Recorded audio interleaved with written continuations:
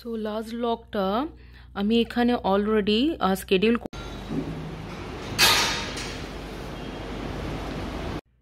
So এই হচ্ছে আমার ঘরের মা Durga.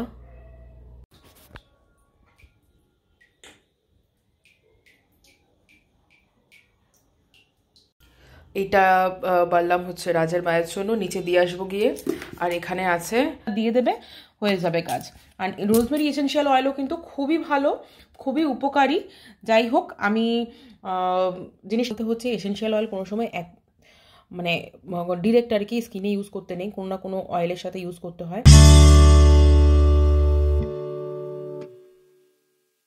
High guys, welcome back to Rajdidi blogs. আজকে হচ্ছে 14th ডিসেম্বর। আমি আজকে আবার একটা ব্লগ স্টার্ট করছি। বাজে হচ্ছে সন্ধ্যে 5:30। আমি এই মুহূর্তে রেডি হয়ে গেছি জিম অ্যাটায়ারে। তো আমি এখন জিমে যাচ্ছি। যাই হোক, আমি এখান থেকে জিম করে এসে বাকি ব্লগটা কন্টিনিউ করব। আর যদি জিমে পারি তো ছোটো ছোটো ক্লিপস নিয়ে নেবো। কিন্তু তার সাথে তোমাদের জানিয়ে দিই এখন কেন ব্লগ স্টার্ট করছি। কিন্তু সকাল থেকে এডিট নিয়ে প্রচণ্ড ব্যস্ত ছিলাম, এডিটটা করে উঠতে পারছিলাম না কালকে সামহাও, তো একটু প্রবলেম হচ্ছিল। তো আজকে কমপ্লিট হয়ে গেছে। তো লাস্ট ব্লগটা যারা যারা দেখোনি তারা গিয়ে প্লিজ দেখে নাও। সেখানে হস্তশিল্প মেলায় আমরা ভিজিট করেছিলাম। হস্তশিল্প মেলা থেকে আমরা তার আগে গিয়েছিলাম এনকেডিএ মার্কেটে। ওখানে টুকটাক কিছু খাওয়া দাওয়া করে দেন হস্তশিল্প মেলায় গিয়েছিলাম। কি কি কিনলাম, কি করলাম, একবার গিয়ে দেখে নাও, আশা করি ভালো লাগবে। তো আজকের ব্লগটা এখান থেকে স্টার্ট করছি, চলো শুরু করা যাক। সো লাস্ট ব্লগটা আমি এখানে অলরেডি স্কেডিউল করে দিয়েছি, যেটা আমি কাল থেকে চেষ্টা করে আর কি এটাকে এডিট করেছি। তো এখনও পর্যন্ত processing up to 4K 100 minutes left দেখাচ্ছে। জানি না এটা কিসের জন্য, আমি বুঝতে পারছি না। আই থিঙ্ক 4K এর জন্য ভিডিওটা, এর জন্য 100 মিনিটস এরকম দেখাচ্ছে। যাই হোক, আমাকে একবার রাজের সাথে কথা বলতে হবে। তো চলো আজকে জিমে যাওয়া যাক, বাকি ব্লগটা ওখানে কন্টিনিউ করছি।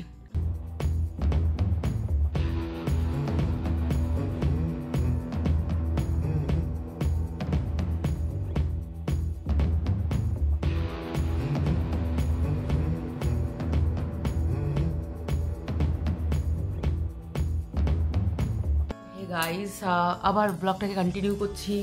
আজকে হচ্ছে next day almost evening time.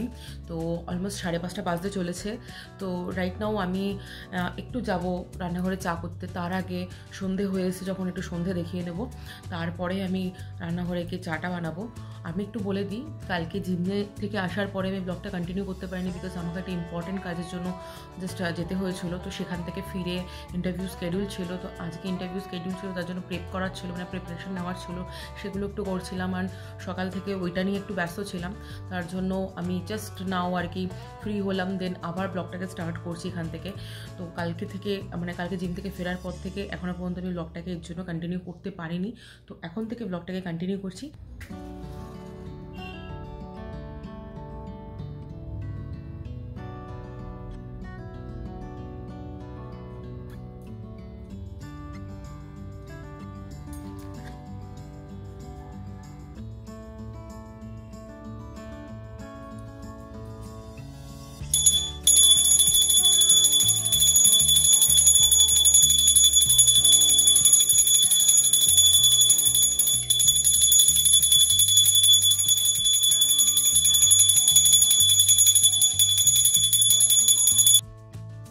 এই হচ্ছে আমার ঘরের মা দুর্গা উইথ ফ্যামিলি, অ্যান্ড মা লক্ষ্মী পাশে।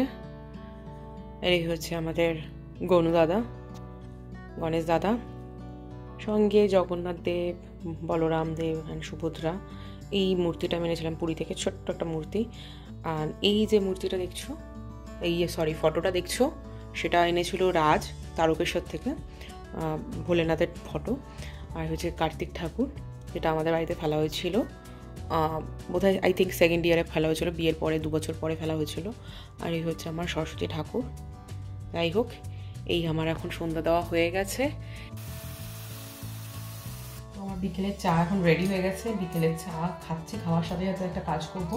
একটুখানি চাউমিন আগের দিনে সেদ্ধ করা রয়ে গেছে, সেটাকেই আমি অল্প করে একটুখানি ভেজিস দিয়ে ফ্রাই করে খেয়ে নেবো এই মুহূর্তে, কারণ প্রচণ্ড বোর লাগছে। আজকে অ্যাকচুয়ালি রাজ বাড়িতে নেই, রাজ নর্মালি থাকে না এই সময়টা, কিন্তু আজকেও আসতে আরও লেট হবে। আমি ভাবছি যে কিছু তো করা যাক। আর সঙ্গে এটার জন্য বোর হচ্ছে যে আজকে আমার জিমও নেই, তো যাই হোক কিছু তো কাজ করি, তাই আর কি একটুখানি এই সবজিগুলো কেটে নেব। বেশি কিছু না, আজকে ডিম চিকেন সবই বাড়ন্ত মোটামুটি। তো চিকেন আছে যদিও, ফ্রিজে রয়েছে একটু অল্প করে ডিপ ফ্রিজে, বাট ওটা এখন ডিফ্রস্ট হবে না। তো এখন কি করব, এখন এই আলু গাজর ক্যাপসিকাম একটুখানি কফি আছে, এগুলো দিয়েই করে নেবো, ডিম লাগবে না। যাই হোক চলো এটাকে কমপ্লিট করে।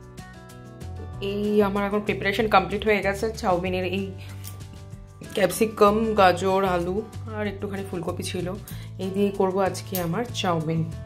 চলো শুরু করা যাক। তো এখানে আমার চাউমিন রেডি, ভালোই হয়েছে মোটামুটি, দেখে তো মনে হচ্ছে। দেখি খেয়ে দেখি, একটু রেডিমেড ভাবেই করে নিয়েছি আজকে। যাই হোক চলো খাওয়া যাক। এই যে কিছুটা এরকম টাইপের দেখতে হচ্ছে, জানিও কেমন লাগছে তোমাদের দেখে। খেতে তো তোমাদের টেস্ট করতে বলতে পারবো না, তাহলে নিশ্চয়ই বলতাম। যাই হোক খেয়ে দেখবো কেমন হয়েছে, দেখা যাক খেয়ে।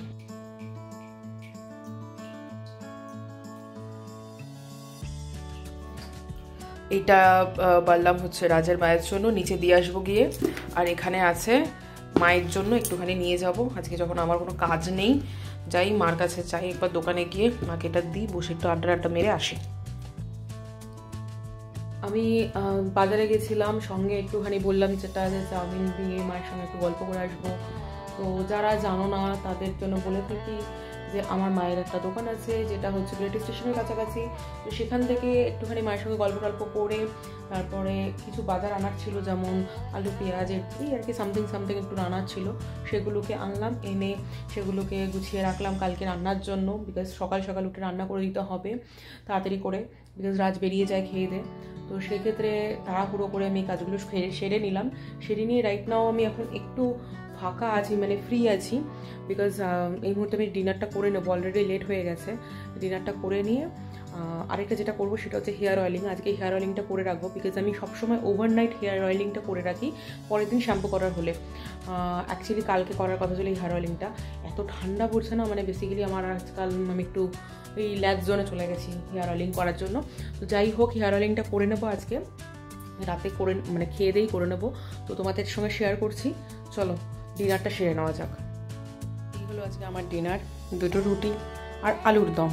এই আলুর দমটা আমি বানাইনি, বানিয়েছে হচ্ছে দিদি মানে হচ্ছে আমার বাড়িতে আমাকে যে কাজে সাহায্য করে সেই দিদি বানিয়েছে, বাড়ি থেকে বানিয়ে আমার জন্য নিয়ে এসছে। আর রুটিটা দিদিই বানিয়ে দিয়ে যায় সবসময়। তো আজকে এটা দিয়ে আমি ডিনার করবো, ডিনারটা করে নিই, তারপরে হেয়ার অয়েলিং করে আজকের জন্য টাটা বাই বাই হয়ে যাব। চলো তো এবার আমি দেখাই, আমি হেয়ার অয়েলিংটা যেটা করি সেটাতে একটা হেয়ার অয়েল মিক্স করি, সেটা তোমাদের একবার দেখিয়ে দিই। এইটা হচ্ছে আমি তোমাদের বলে দিচ্ছি এটা কি। এটা হচ্ছে মেন ইনগ্রিডিয়েন্ট অ্যাকচুয়ালি, এটা হচ্ছে নারকেল তেলের মধ্যে না আমি এই হার্বসটাকে না মিশিয়ে রেখেছি, এটা প্রায় 2 মাস হয়ে গেছে এই হার্বসটাকে মিশিয়েছি। এটা হচ্ছে জটামানসি বলে। জটামানসি কিন্তু খুবই ভালো, উপকারী চুলের জন্য। ইভেন যাদের আর কি অ্যালোপেশিয়ার প্রবলেম আছে তাদেরও এই মানে জটামানসি না মানে চুল নতুন করে আবার গজানোর জন্য আর কি খুবই সাহায্য করে। যাই হোক যারা জানো না তারা একটু রিসার্চ করে নিও, আই থিঙ্ক ভালো বুঝতে পারবে। আর এইটা হচ্ছে ক্যাস্টর অয়েল, আমি জামাইকান ব্ল্যাক ক্যাস্টর অয়েলটা ইউজ করি সবসময়। তো এইটাকে আমি মিক্স করব, সঙ্গে যেটা মিক্স করব সেটা হচ্ছে রোজমেরি এসেন্সিয়াল অয়েলটা মিক্স করব। আর এখানে একটা ভিটামিন ই এর ক্যাপসুল আছে দেখতে পাচ্ছ, এইটাকেও এর সঙ্গে মিক্স করে নেব। আমি একটা বাটি এনেছি, এই দেখতে পাচ্ছ, এরকম একটা বাটিতে নেব। বাটিতে অল্প আজকে যতটা লাগাবো ততটাই আমি নিয়ে নেব।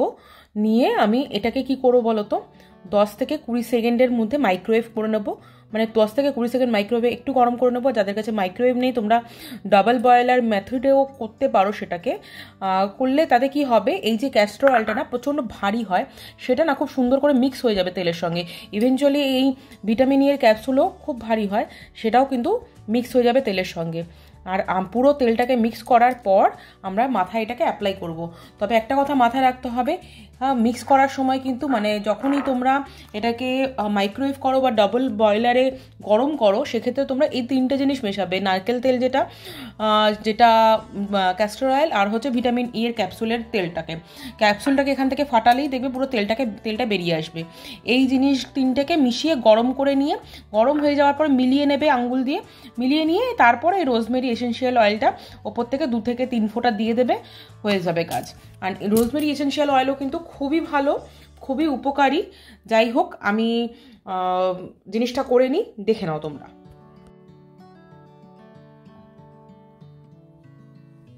পরিমাণ মতো তেলটা এখানে নিয়ে নিলাম আমি। পরিমাণ মতো তেলটা নেওয়ার পরে যতটা তোমার মানে ইউজ করতে হয় তোমার একার জন্য, বা তুমি যদি 2-3 জন ইউজ করো সেটা হিসাব করে নেবে, ঠিক আছে। এখান থেকে আমি পরিমাণ মতো, এই ক্যাস্টর অয়েলটা প্রচণ্ড ভারী, তার জন্য না ড্রপারে পড়তে চায় না, তো আমি কি করব, আমি এখান থেকেই এইভাবে কিছুটা মিক্স করে নেব।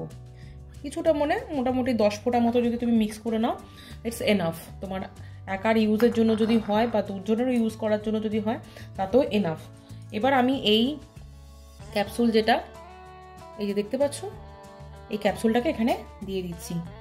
একটু অ্যাডজাস্ট করে নিও, আমি অ্যাকচুয়ালি একা ভিডিও করছি আজকে, রাজ আমাকে হেল্প করার জন্য নেই বাড়িতে, তার জন্য আমার প্রবলেম হচ্ছে একটু। যাই হোক, আমি চেষ্টা করছি একাই ব্যাপারটাকে ম্যানেজ করার আপাতত। যাই হোক, এটাকে আমি এখন মাইক্রোওয়েভ করে নেব। মাইক্রোওয়েভ করে নিয়ে 10 থেকে 20 সেকেন্ড মাইক্রোওয়েভ করে নেব। এছাড়া তোমরা ডবল বয়লার মেথড ইউজ করতে পারো। ডবল বয়লার মেথড ইউজ করলে এটাও সেম প্রসেসই হবে, একটা গরম হয়ে যাবে, তখন এই যে ভারী অয়েলটা, দেখো একটা জিনিস, এই যে ক্যাস্টর অয়েলটা একটা জায়গায় পড়ে রয়েছে, এটা কিন্তু কি সুন্দর এই নারকেল তেলের সঙ্গে মিক্সড হয়ে যাবে। মিক্সড হয়ে গেলে না, তখন আর এই তেলটা মিশিয়ে নেওয়া যাবে, আঙ্গুল দিয়ে একটুখানি মিশিয়ে নিলে বা একটু স্পুন দিয়ে মিশিয়ে নিতে পারো। দেন তোমরা এই রোজমেরি এসেনশিয়াল অয়েলের কয়েক ফোঁটা দিয়ে দেবে, দিয়ে মিশিয়ে মাথার মধ্যে স্ক্যাল্পে আর কি ম্যাসাজ করে নেবে। এখন এটাকে গরম করে নিয়ে আসি, গরম করে নিয়ে এসে আমি অ্যাপ্লাই করে নিই। আমি এটাকে ওভারনাইট রাখবো। তোমরা যদি কেউ চাও যে শীতকালে ওভারনাইট রাখতে চাও না, বা ওভারনাইট রাখলে কোনো রকম কোনো প্রবলেম হতে পারে বা হয় তোমাদের, সেক্ষেত্রে তোমরা সকালবেলা ইউজ করে তোমরা পরে মানে হেড ওয়াশ করে নিতে পারো। সেক্ষেত্রে আমি কিন্তু প্রচণ্ড ভালো রেজাল্ট পেয়েছি। একটা জিনিস বলছি, এটা সত্যি খুব ভালো রেজাল্ট পেয়েছি। তবে আমি মাঝে মাঝে এই রোজমেরি এসেনশিয়াল অয়েলের জায়গায় মাঝে মাঝে টি ট্রি অয়েলও ইউজ করে থাকি, তো সেটা তোমাদের ইচ্ছা মতো তোমরা করতে পারো। যাই হোক, এখন আমি এটাকে ইউজ করে নিই। এই দেখো, আমি এটা অলরেডি 10 থেকে 20 সেকেন্ড মতো গরম করে নিয়েছি। কি সুন্দর, আমি কিন্তু এখনও পর্যন্ত এটাকে মিক্স করে নিই, আমি ইভেন এখনও আঙ্গুল বা স্পুন দিয়ে এটাকে মিক্স করে নিই। এটা কি সুন্দর মিক্স হয়ে গেছে। এবার এটাকে আমি কী করবো বলো তো, এটাকে আমি রোজমেরি এসেনশিয়াল অয়েলটা যেটা আছে সেটা দিয়ে, সেটা কয়েক ফোঁটা আমি এখানে জাস্ট ড্রপ করে দেবো, দিয়ে মিলিয়ে আমি এটাকে মাথায় মানে স্ক্যাল্পে আর কি ম্যাসাজ করে দেবো। সবাই জানো নিশ্চয়ই এসেনশিয়াল অয়েল কিসের জন্য লাগে, খুব ভালো। অ্যাকচুয়ালি আমার যখন মাঝে মাঝে হেডেক হয়, যে কোনো কারণেই হোক না কেন, আমি খুব একটা হেডেকের পিল খেতে মানে পিলস নিতে পছন্দ করি না। তো আমি না প্রায় সময় কি করি, এই এসেনশিয়াল অয়েলগুলো যে কোনোভাবে ইউজ করার চেষ্টা করি। তো মানে ইউজ বলতে হচ্ছে, এসেনশিয়াল অয়েল কোনো সময় মানে ডিরেক্ট আর কি স্কিনে ইউজ করতে নেই, কোনো না কোনো অয়েলের সাথে ইউজ করতে হয়। এছাড়া এটাকে তুমি অন্যভাবে ইউজ করতে পারো। তো সেইভাবে ইউজ করে নিই, মাথা ব্যথাটা না সরে যায় একদম। ট্রাই করে দেখো, আশা করি তোমরাও ফল পাবে। যাই হোক, এই যে আমি মিলিয়ে নিলাম। এবার আমি যেটা করবো সেটা হচ্ছে মাথায় লাগিয়ে নেব। চলো লাগানো যাক।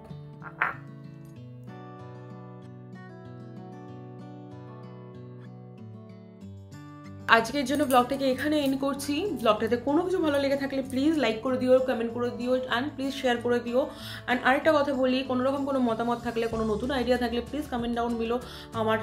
আমার শুনতেও খুব ভালো লাগবে, আমার জানতেও খুব ভালো লাগবে। আরেকটা জিনিস জানিও আমাকে, তোমরা এই শীতকালে কে কীরকমভাবে হেয়ার অয়েলিং করো সেটাও আমাকে একটু জানিও, আমার শুনতে ভালো লাগবে। বিকজ আমি হেয়ার অয়েল করতে বা যে কোনো টাইপের অয়েল মানে অ্যাপ্লাই করতে খুব ভালোবাসি। যেমন ফেস অয়েলও, আমি তোমাদের সঙ্গে ফেস অয়েলটাও শেয়ার করবো, যেটা আমি ইউজ করে থাকি বেসিক্যালি, তো সেটাও শেয়ার করবো একদিন। তো আশা করি তোমাদের কোনো কিছু যদি ভালো লেগে থাকে এবং ব্লগটাতে ইনফরমেটিভ কিছু মনে হয়, তো সেটার জন্য একটা প্লিজ লাইক করে দিও। টাটা, বাই বাই, আবার পরের ব্লগে দেখা হচ্ছে। চলো বাই।